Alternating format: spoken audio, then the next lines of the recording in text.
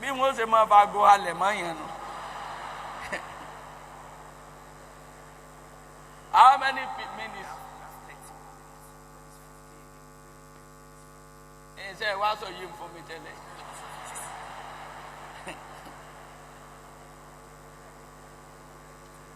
I've just spent 30 minutes. Ó dẹ̀ hàn láago bí wípé.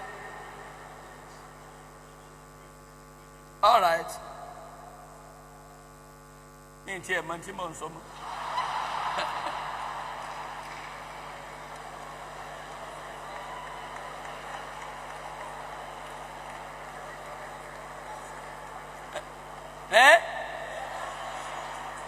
Page 19.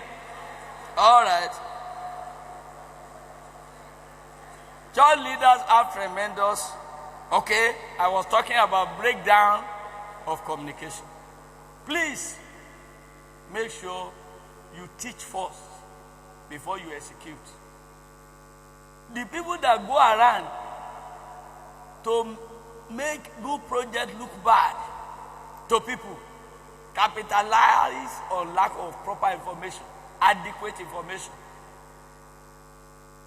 So if you want to execute anything new, please, the first thing is to use the pulpit very well. Use it to educate. Use it to inform. Use it to prepare the people so that people themselves might make the program their own.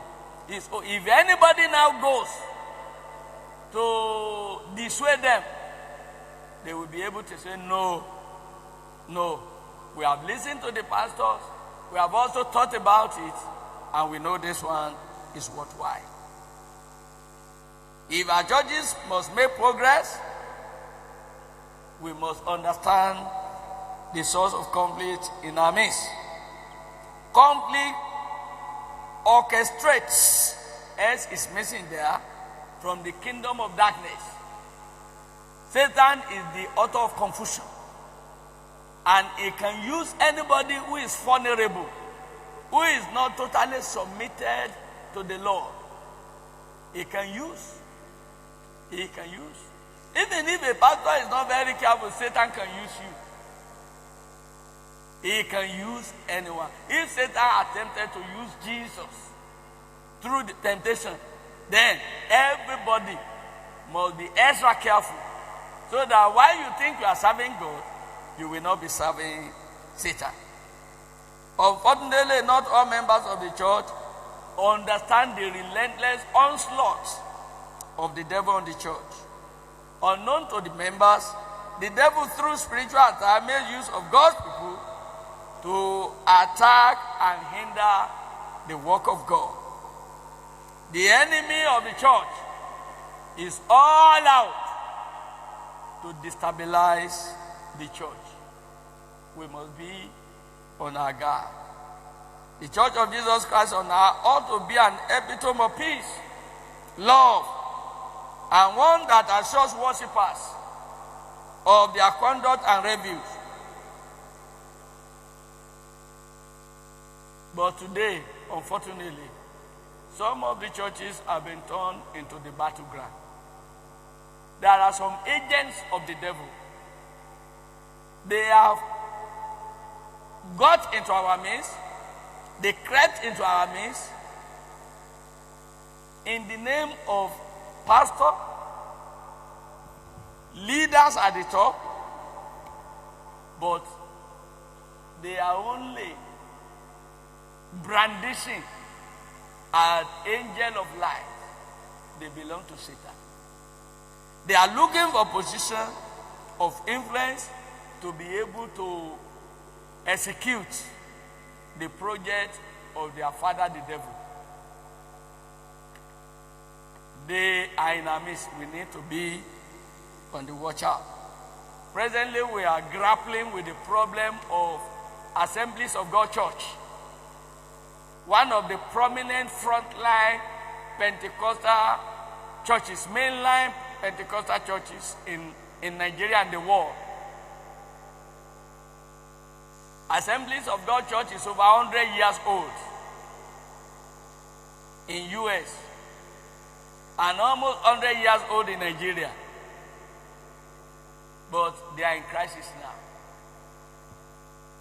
We are in crisis. The Inspector General of Police invited us, can leaders, to go and settle the problem with them, because it will be shameful to be reading them in the newspaper and the court of law. We are still grappling with it. We have not been able to reach compromise between the warring factions. What people should know is when they throw us into a situation like this, they have forgotten that the body of Christ is bigger than the shame that they are trying to bring upon us and the personal things they are fighting for.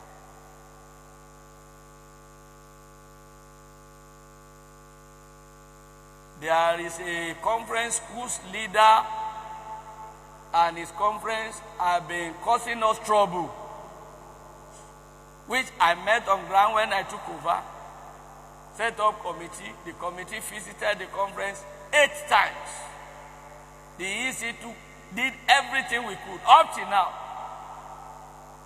it has not been finally resolved. Some of you saw the text that we sent out, that conference president had been suspended because that is bad leadership. Suspended, his ordination withdrawn, and his preaching license withdrawn. Some of you, I learned some pastors are very angry. Why should they allow the convention president to do that? The Constitution says it. The Constitution says I should use my power against any erring pastor, any erring officer of the convention that is bringing disgrace to the body. The convention is bigger than any individual. It's bigger than you. It's bigger than your ego. It's bigger than your position. And we cannot allow you to destroy the convention which our forefathers formed. If we are giving somebody about 4 years to drop the battle, and we have adjusted and he's still saying we need more, then we need to call spade.